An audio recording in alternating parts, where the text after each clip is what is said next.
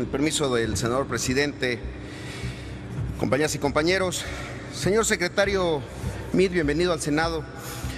Yo no sé si usted lleve la cuenta, pero esta es la 9ª vez que acude al Senado de la República a rendir cuentas sobre alguna de sus responsabilidades en el gobierno federal.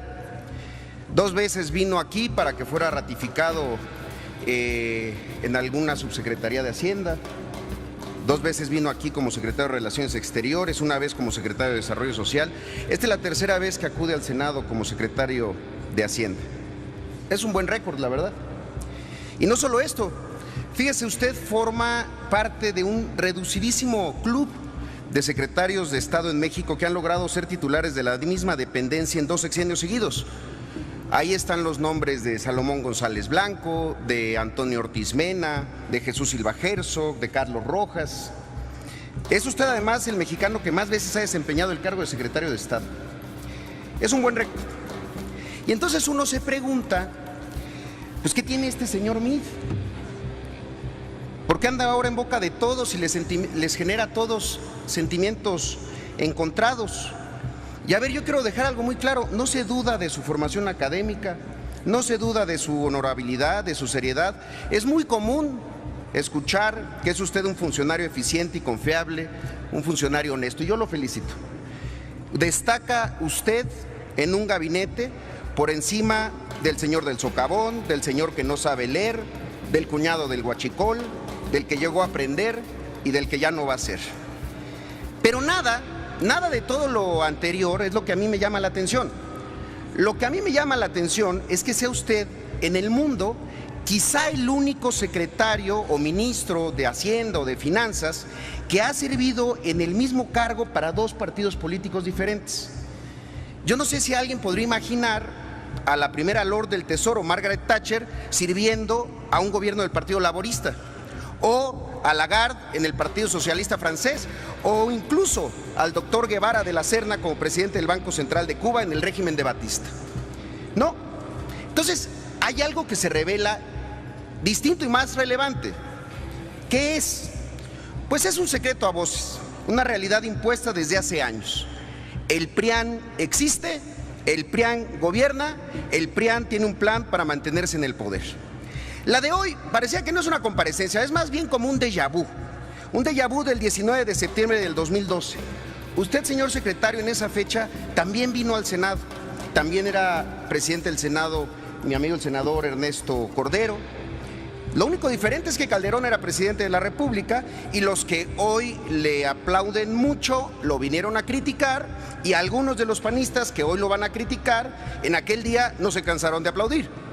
Y usted sabe que otra cosa no ha cambiado. La economía de la gente estaba igual de mal. ¿Sabe que era idéntico?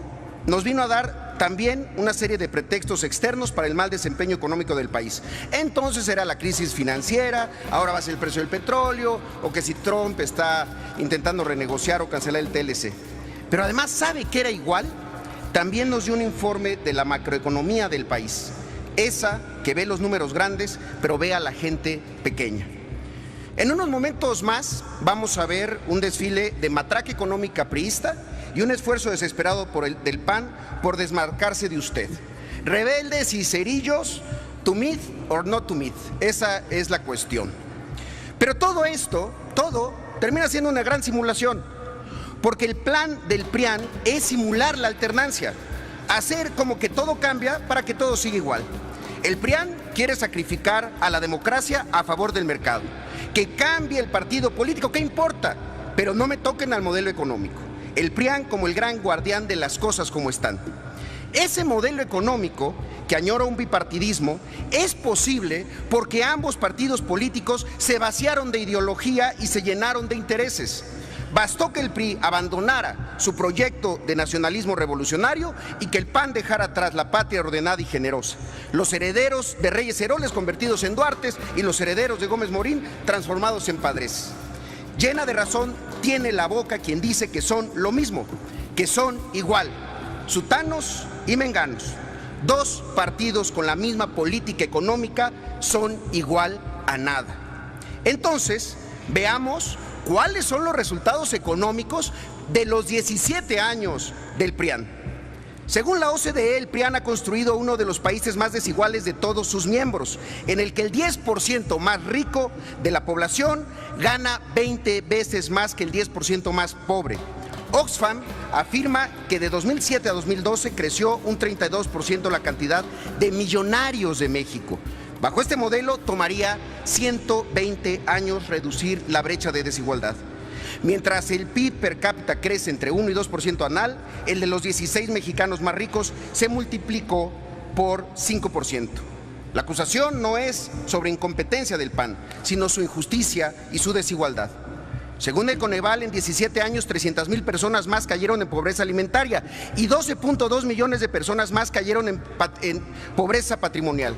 Y en los últimos 8 años lograron que 2.7 millones de personas más vivieran por debajo de la línea de bienestar mínimo, dando un total de 21.4 millones de personas pobres en el país. Ese es el modelo económico del PRIAN que quieren que prevalezca y quieren que se mantenga en el país. No crecemos, pero no es nuestra culpa. Entonces, yo quisiera preguntarle una serie de preguntas muy concretas, muy breves, que son las mismas preguntas que hace 5 años les preguntó otro senador aquí mismo en este Senado y que usted no contestó. La primera, la gente se pregunta, decía este senador de la República, que además es un gran economista. La gente se pregunta, ¿cuánto explica el bajo crecimiento del PIB, la inseguridad que prevalece en el país? La gente se pregunta, ¿cuánto explica el mal desempeño económico, el incremento de los impuestos cuando había que reducir los impuestos? La gente se pregunta, ¿cuánto explica la disminución de los apoyos al campo cuando había que fomentarlos?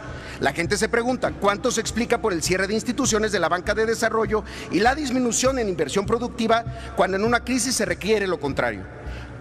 ¿Cuánto explica el trato presupuestal asimétrico que da la Federación a los estados y el condicionamiento de los apoyos federales? Y por último, ¿cuánto del bajo crecimiento económico lo explican las políticas procíclicas como subejercicios o recortes en el gasto público cuando había que aumentarlo? 6 preguntas muy concretas que yo creo que hoy merecen una respuesta. Son preguntas que le hizo el 19 de septiembre del 2012 mi compañero el senador Manuel Cavazos Lerma. Esas preguntas no tuvieron respuesta y hoy creo que valdría la pena saberla. Y decía Cavazos aquel día, por cada punto que no crece el Producto Interno Bruto, 160,000 jóvenes se quedan sin empleo cada año, generando efectos indeseados como el de los ninis y la inmigración. En 6 años la cifra alcanza proporciones de preocupación, en 12 proporciones de angustia. Yo le diría a mi compañero el senador, y en 17 una crisis de régimen. Por último, señor secretario, yo le quiero hacer una sola pregunta. Y usted podrá o no contestarla, está en todo su derecho. Pero mucho se ha especulado sobre su aparición en la boleta electoral el año que entra en la contienda presidencial. Su trayectoria va a estar en escrutinio y también estarán en escrutinio las decisiones que usted ha tomado. Por eso me parece que sería muy interesante saber, señor secretario, ¿usted por quién votó en la elección para presidente de la República del 2012? Por sus respuestas, muchas gracias.